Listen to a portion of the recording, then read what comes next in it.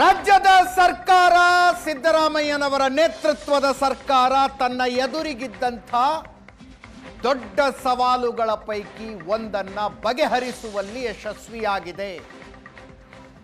ಒಳ ಮೀಸಲಾತಿ ದಲಿತ ಸಮುದಾಯದಲ್ಲಿರುವ ದಲಿತರಲ್ಲೇ ಎಡಗೈ ಅಂತ ಗುರುತಿಸಿಕೊಂಡಂಥವರ ದೊಡ್ಡ ಬೇಡಿಕೆಯಾಗಿತ್ತು, ಹೋರಾಟ ಆಗಿತ್ತು. ಅದನ್ನ ಕೊಡುವ ಬಗ್ಗೆ ನಾಗಮೋಹನ್ ದಾಸ್ ನೇತೃತ್ವದಲ್ಲಿ ಸಮಿತಿ ರಚಿಸಲಾಗಿತ್ತು. ಸಮಿತಿ ಒಂದು ಶಿಫಾರಸು ಮಾಡಿತ್ತು. ಆ ಶಿಫಾರಸ್ಸಿನಲ್ಲಿ ಮಾರ್ಪಾಡುಗಳನ್ನ ಮಾಡಿ ಒಳ ಮೀಸಲಾತಿಯನ್ನ ಕೊಡುವುದಕ್ಕೆ ಸಚಿವ ಸಂಪುಟ ಒಪ್ಪಿಗೆ ಕೊಟ್ಟಿದೆ.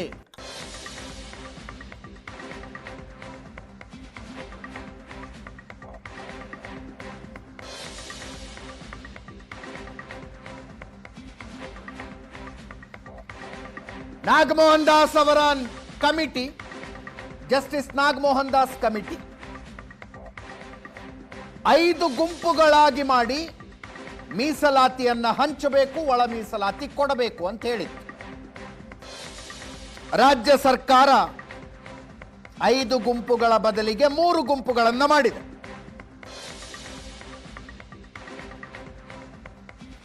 ವಿಶೇಷ ಸಚಿವ ಸಂಪುಟ ಸಭೆ ಒಳ ಮೀಸಲಾತಿಗೆ ಒಪ್ಪಿಗೆ ಕೊಡ್ತು.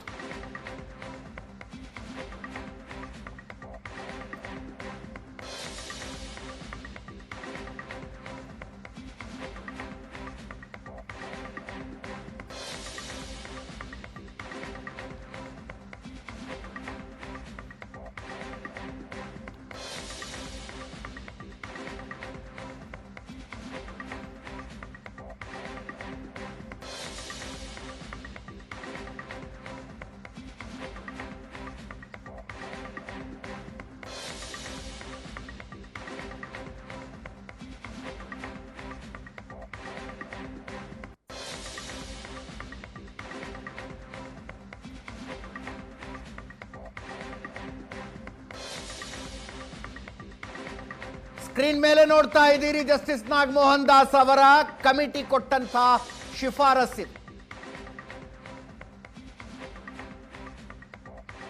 ದಲಿತ ಮೀಸಲಾತಿ ಒಟ್ಟಾರೆ 17% ಇದೆ. ಆ 17% ಪೈಕಿ ದಲಿತ ಎಡ ಸಮುದಾಯಕ್ಕೆ 6% ಕೊಡಬೇಕು, ಬಲ ಸಮುದಾಯಕ್ಕೆ 5% ಕೊಡಬೇಕು. ದಲಿತರಲ್ಲೇ ಇರುವ ಸ್ಪೃಶ್ಯರು ಎಡ ಮತ್ತು ಬಲ ಎರಡನ್ನೂ ಅಸ್ಪೃಶ್ಯ ಅಂತ ಗುರುತಿಸಲಾಗತ್ತೆ. ಸ್ಪೃಶ್ಯ ಸಮುದಾಯಗಳಿಗೆ 4%, ಆದಿ ಕರ್ನಾಟಕ, ಆದಿ ದ್ರಾವಿಡ ಸೇರಿಸಿ 1%, ಇವರೆಲ್ಲರನ್ನೂ ಹೊರತುಪಡಿಸಿ ಎಸ್ಸಿಗಳಲ್ಲಿ ಬರುವ ಇತರೆ ಜಾತಿಗಳಿಗೆ 1%. ಇದು ಜಸ್ಟಿಸ್ ನಾಗಮೋಹನ್ ದಾಸ್ ಅವರ ಸಮಿತಿಯ ಶಿಫಾರಸ್ಸಾಗಿತ್ತು. ಇದನ್ನ ಮಾರ್ಪಡಿಸಿ 3 ಗುಂಪುಗಳನ್ನಾಗಿಸಿದೆ ಸಚಿವ ಸಂಪುಟ. ಎಡ ಸಮುದಾಯಕ್ಕೆ ಜಸ್ಟಿಸ್ ನಾಗಮೋಹನ್ ದಾಸ್ ಅವರ ಸಮಿತಿ 6% ಕೊಡಬೇಕು ಅಂತ ಹೇಳಿತ್ತು, 6% ಕೊಟ್ಟಿದ್ದಾರೆ. ಬಲ ಸಮುದಾಯಕ್ಕೆ 5% ಕೊಡಬೇಕು ಅಂತ ಹೇಳಿತ್ತು ನಾಗಮೋಹನ್ ದಾಸ್ ಅವರ ಕಮಿಟಿ.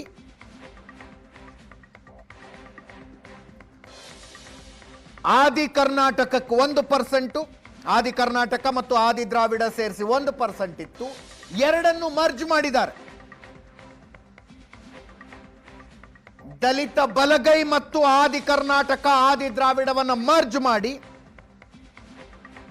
6% ಮಾಡಿದ್ದಾರೆ.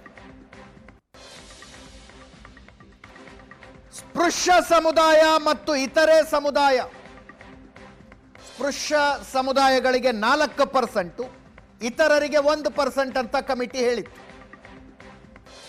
5% ಮಾಡಿದ್ದಾರೆ.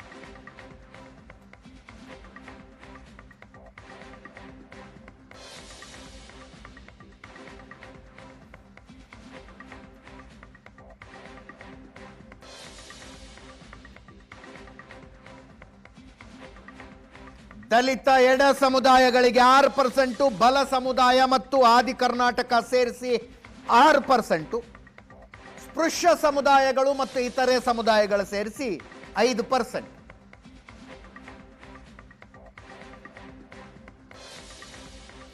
5 ಗುಂಪುಗಳ ಬದಲಿಗೆ 3 ಗುಂಪುಗಳನ್ನಾಗಿ ಮಾಡಲಾಗಿದೆ.